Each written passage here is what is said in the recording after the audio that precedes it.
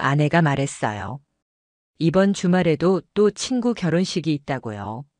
처음엔 뭐 그럴 수 있겠다 싶었어요. 요즘은 스몰 웨딩도 많고 평일 결혼식도 있으니까요.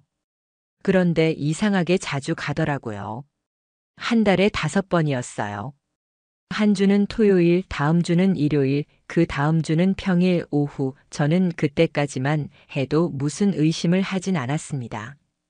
다만 이상하긴 했어요. 결혼식이 그렇게 잦을 수 있나 싶었죠. 한 번은 물어봤습니다. 요즘 결혼식 많은가 봐? 아내는 웃으며 말했어요. 응, 다들 결혼하니까. 이제 우리 또래는 거의 다 가는 거지 뭐. 그 말을 듣고 전 혼자 생각했어요. 그래, 나도 예전엔 계절마다 많았었지. 요즘은 내가 모임을 안 가니까 잊고 있었던 거다. 그런데 좀 이상한 게 있었어요. 그녀는 결혼식 갈 때마다 항상 같은 옷을 입었습니다. 하늘색 원피스에 진주 귀걸이, 머리는 반묶음으로 살짝 웨이브. 하루 이틀도 아니고 5번을 그렇게 입더라고요. 여자들이 결혼식 갈 때마다 사진 찍는 거, SNS 올리는 거, 그런 거 하나도 안 했어요. 아예 본식 사진이 없었습니다. 어느 날은 물어봤죠.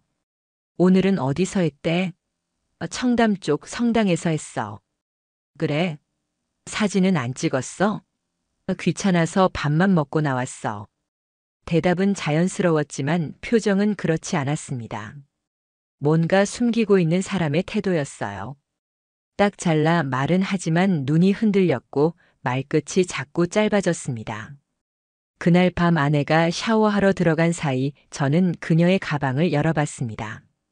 사실 이러면 안 되는 줄 압니다. 하지만 저는 무언가 기이하게 반복되고 있다는 강한 확신이 들었어요.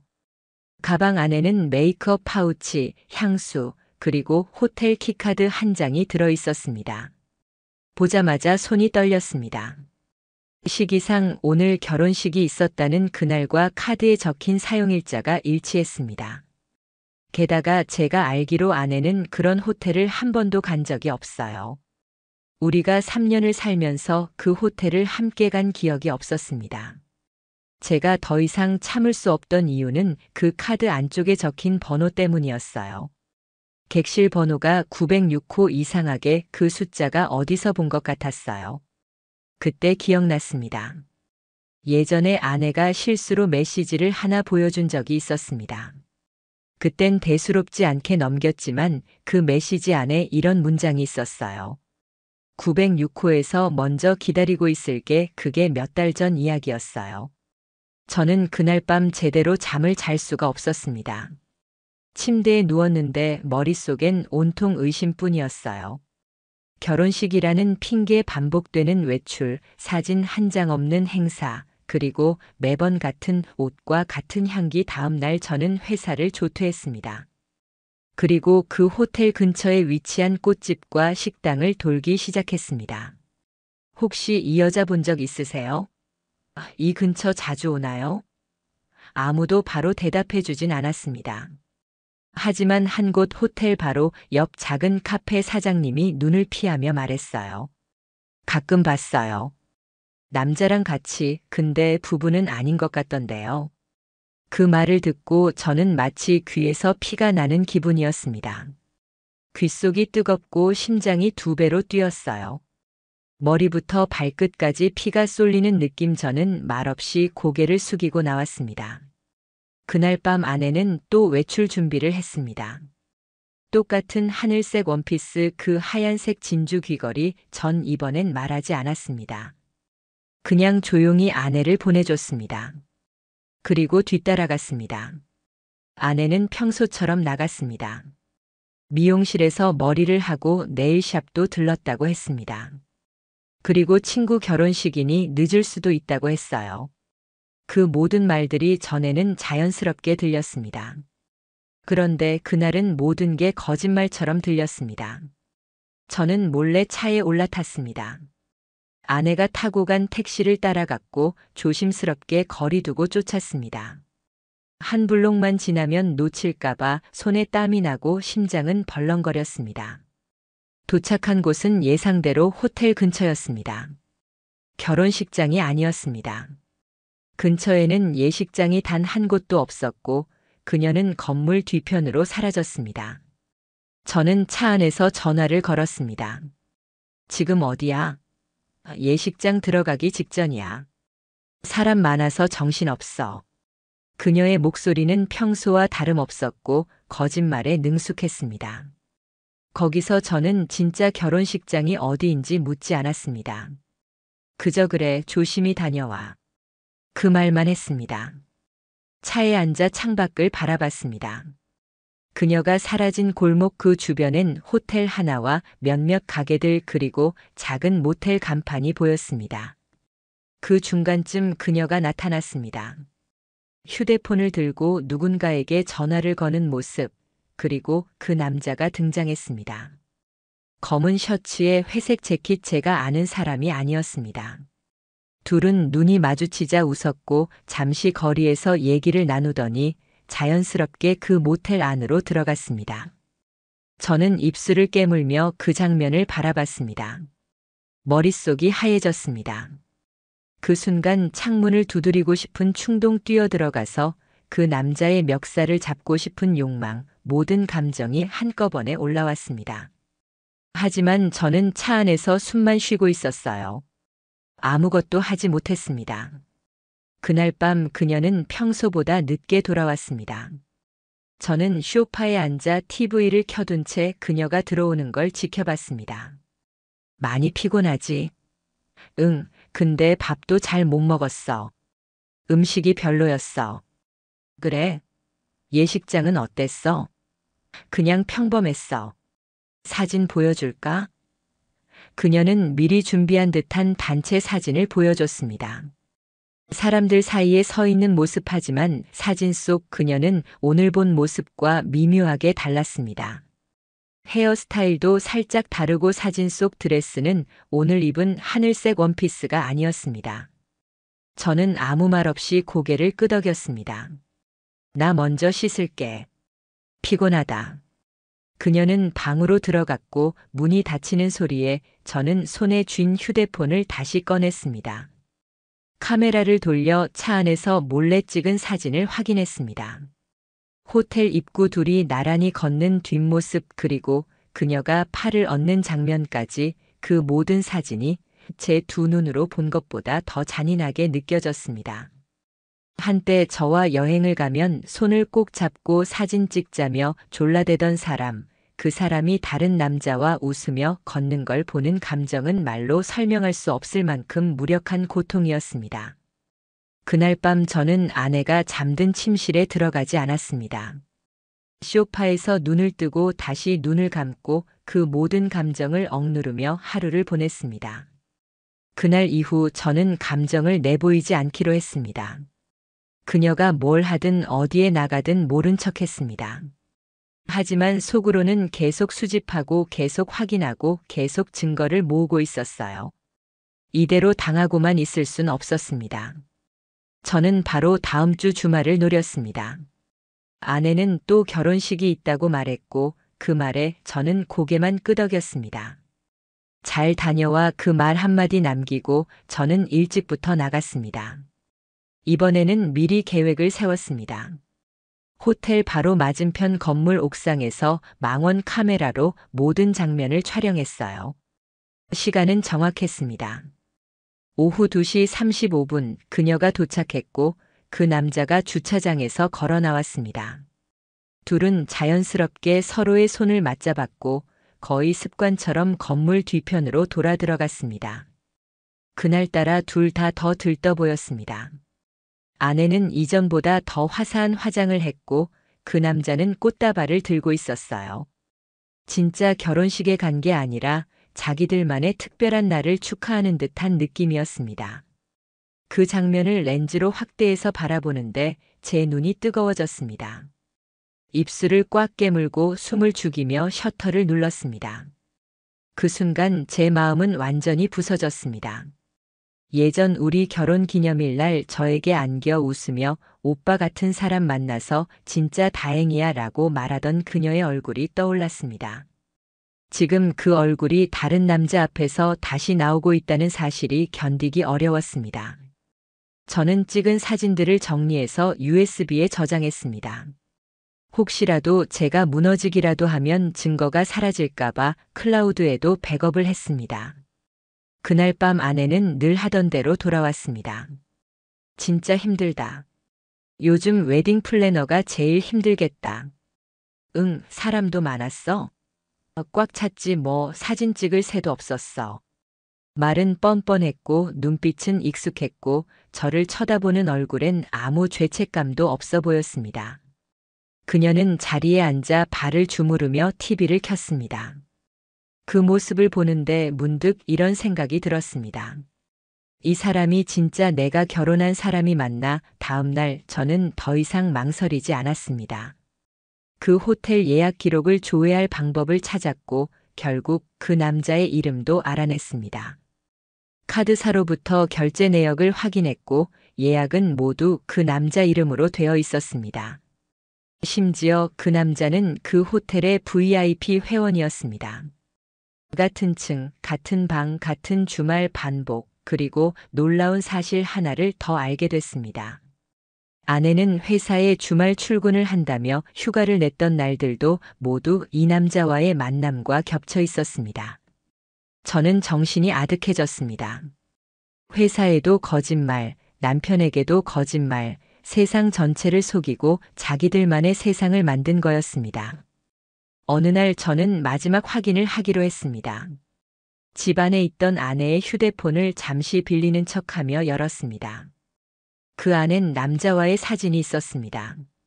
그리고 906이라는 단어가 적힌 대화방 거기엔 날짜, 시간, 그리고 이런 말이 있었습니다. 이번엔 2박으로 예약했어.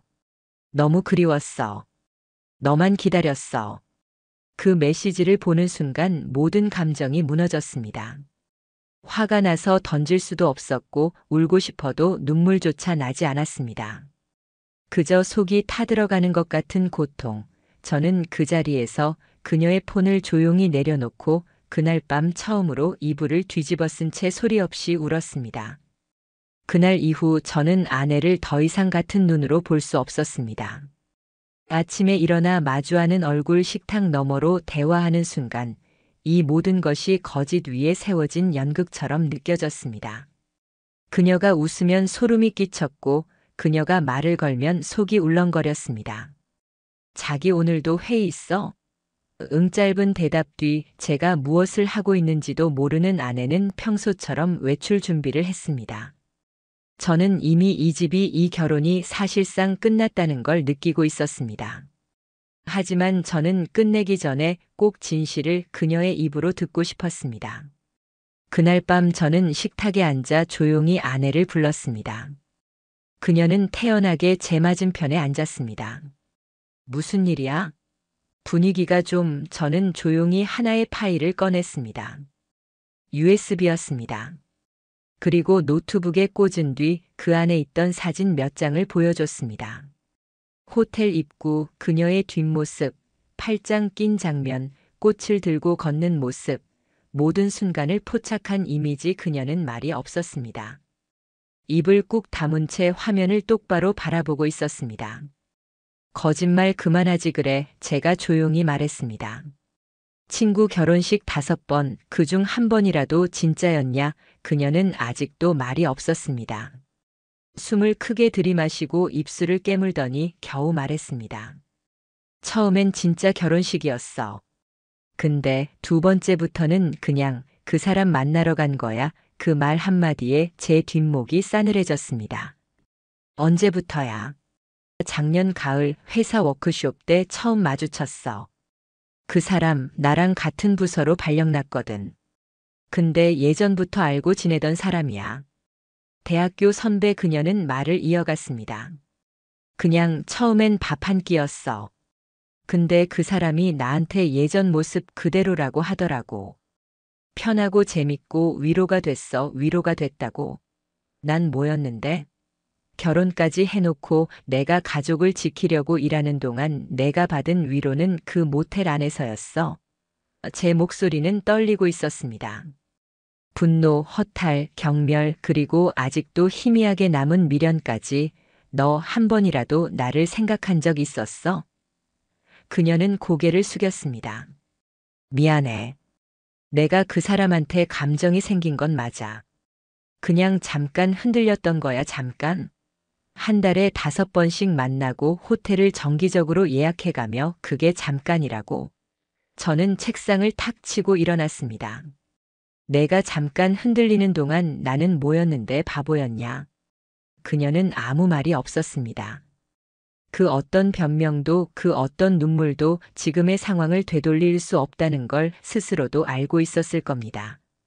저는 마지막으로 물었습니다. 그 남자. 이름이 뭐야? 그녀는 대답하지 않았습니다. 회사에는 어떻게 말할 거야? 상사한테는? 그녀는 아직도 고개를 숙이고 있었습니다. 그 순간 저는 깨달았습니다. 이 사람은 지금까지 단 한 번도 제게 제대로 고개를 들고 책임지는 모습을 보여준 적 없다는 걸. 그녀는 저를 피해왔고 진실을 피했고 심지어 지금도 도망치고 있었습니다. 그날 밤 저는 이 집에서 나왔습니다. 더 이상 숨 쉬고 싶지 않았습니다. 같은 공기 같은 공간 같은 침대 그 어느 것 하나 저에겐 이제 의미가 없었습니다. 집을 나와 며칠간은 아무것도 하지 않았습니다. 밥도 안 넘어가고 잠도 제대로 못 잤습니다. 일이 손에 잡히지 않았고 사람 얼굴을 보는 것도 싫었습니다. 제가 세상에서 가장 불쌍한 인간처럼 느껴졌고 그 모든 게 너무 억울하고 분했습니다. 한때 목숨처럼 아꼈던 사람, 힘들 때 서로 끌어안고 울었던 사람, 그런 사람이 내가 모르는 사이 다른 사람을 위로하고 다른 사람에게 웃고 다른 사람에게 마음을 나눴다는 사실이 숨이 막힐 정도로 고통스러웠습니다. 그렇게 며칠이 흘렀고 저는 변호사를 찾아갔습니다. 상황을 설명하자 변호사는 조용히 말했습니다. 증거가 이 정도면 충분합니다. 위자료 청구 가능하고 유책 배우자 측에서 불리할 수밖에 없습니다. 하지만 저는 복수를 하겠다는 생각보다 이 상황을 빨리 끝내고 싶다는 생각이 더 컸습니다. 아내와 더는 같은 공간에 있는 것도 같은 사람처럼 숨 쉬는 것도 싫었습니다. 이혼 서류를 준비하고 집으로 다시 돌아갔습니다. 아내는 평소처럼 집에 있었습니다. TV를 켜두고 앉아 있다가 제가 들어오는 걸 보자 어색하게 웃었습니다. 밥 먹었어? 저는 말없이 봉투를 꺼내 테이블 위에 올려놨습니다. 그녀는 그 서류를 한참 동안 쳐다봤습니다. 입을 때려다 말고 한참을 멍하니 있더니 고개를 끄덕였습니다. 그래. 나도 이제 그만하는 게 맞는 것 같아. 그 말에 저는 말이 나오지 않았습니다. 그래도 어떤 기대는 있었던 것 같아요. 내가 미쳤었어. 다시 돌아갈게.